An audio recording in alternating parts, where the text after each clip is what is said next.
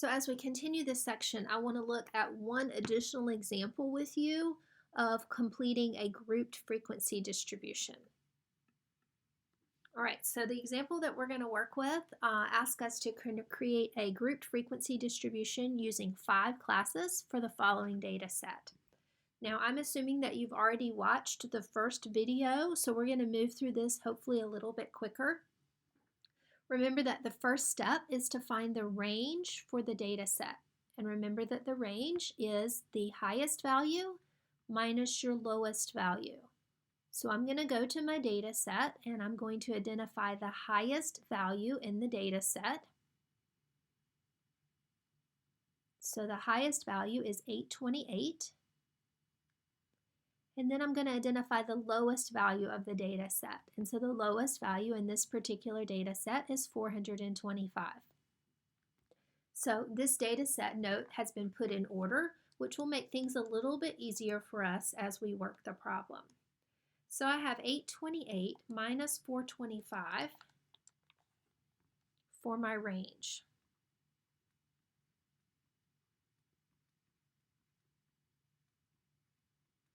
And so that's going to give me a range of 403.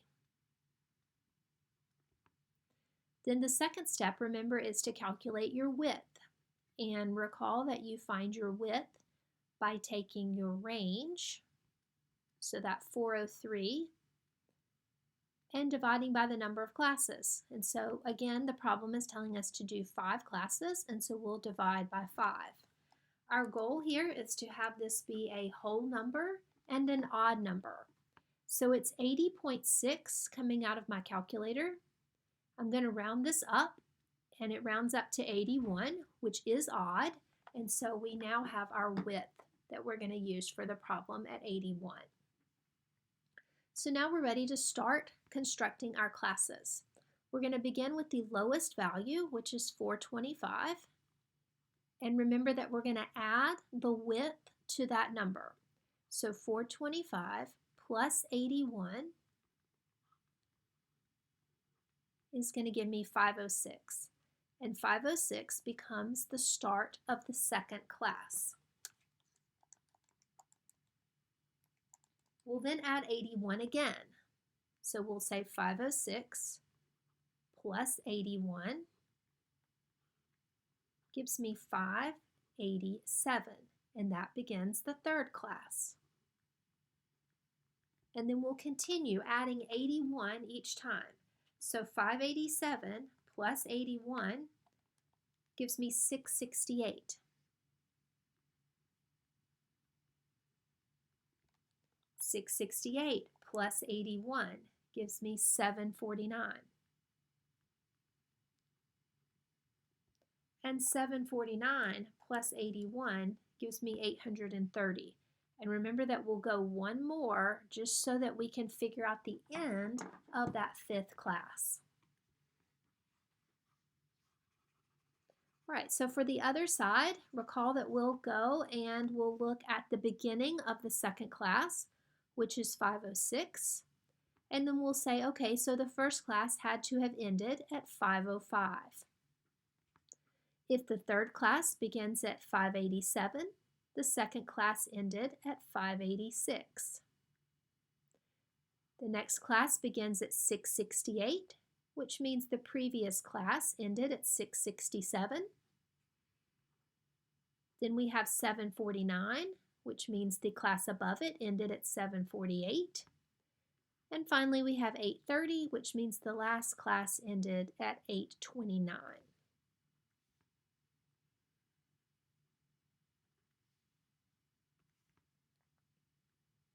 So we now have our classes set up.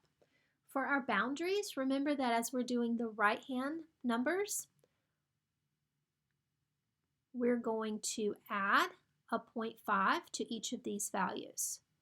So 505.5, 586.5,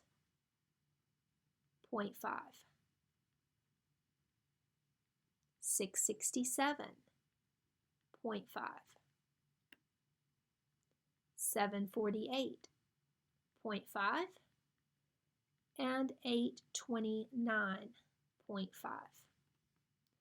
For the left-hand numbers, we're going to go one less. So instead of 425, we'll go 424.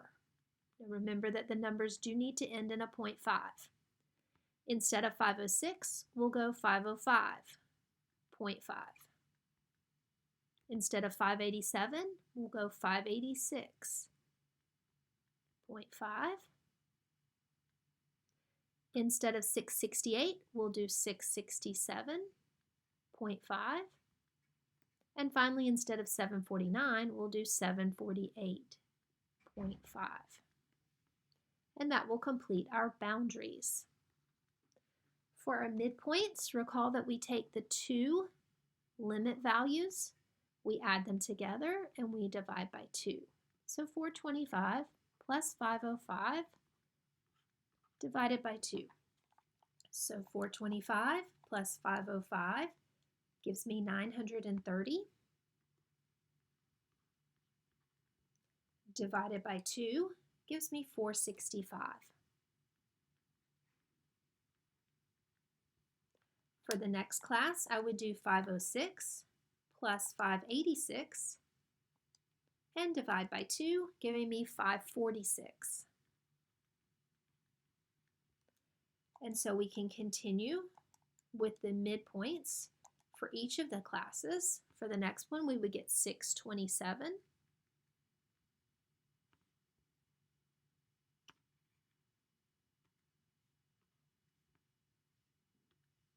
All right, sorry, just let me clean that up a little bit.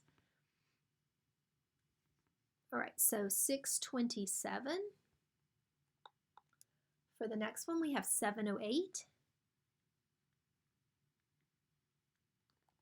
And for the last one, we have 789.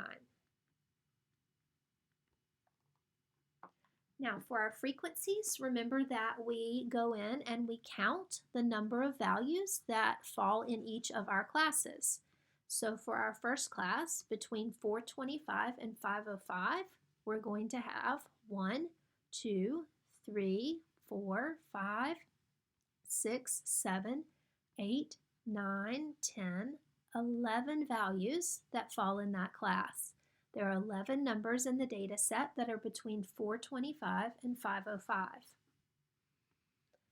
We'll now count the number of values between 506 and 586. So that's going to be 1, 2, 3, 4, 5. Now looking at the number of values that are between 587 and 667. So that's going to be 1, 2, 3.